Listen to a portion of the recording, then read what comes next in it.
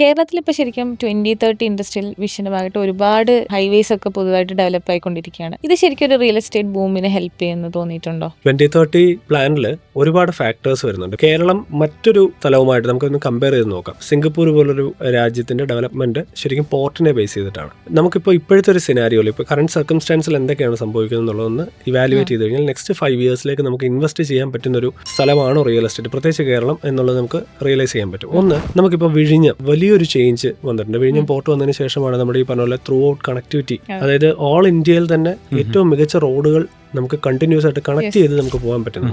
രണ്ട്, ഇപ്പോൾ ഗവൺമെന്റ് ഒരു പുതിയ പദ്ധതി പ്രഖ്യാപിച്ചിട്ടുണ്ട്. അതായത് Kochi Bangalore industrial corridor, Palakkad base ചെയ്തിട്ട് ഇൻഡസ്ട്രിയൽ കോറിഡോർസ് നമുക്ക് സ്റ്റാർട്ട് ചെയ്തിട്ടുണ്ട്. ഈ ഒരു കണക്ടിവിറ്റി എന്താണ് നെക്സ്റ്റ് ഒരു 5 ഇയേഴ്സിലേക്ക് നമുക്ക് എക്സ്പെക്ട് ചെയ്യാവുന്നതെന്നും കൂടെ നമുക്കൊന്ന് നോക്കാം.